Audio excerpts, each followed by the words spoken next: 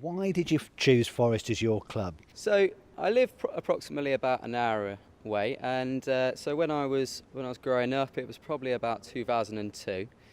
Forest actually came into the school that I was at, and was offering season tickets, well, not season tickets, but tickets to anyone who would take them, basically, for sort of like a birthday presents, etc. So my dad, who had seen Forest a bit growing up, he's an Ipswich fan, but he used to follow Forest quite a deal with his best friend.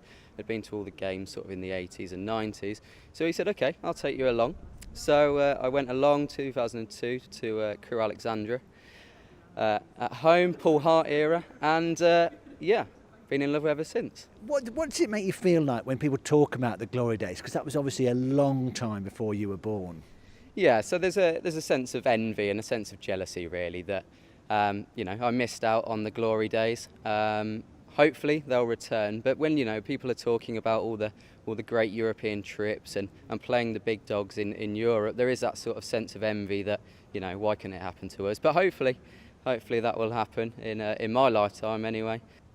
You're involved in the Supporters Trust. How important do you think that is for the future of the club and the fans?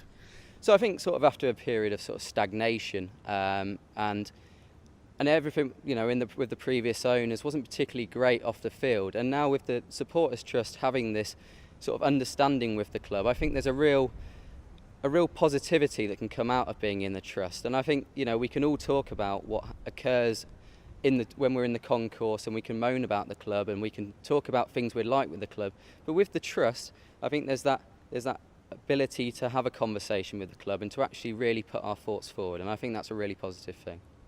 What are you looking forward to this season? Well, certainly the new three Portuguese guys. I think they look really, really bright, and also to see Michael Dawson back at the ground.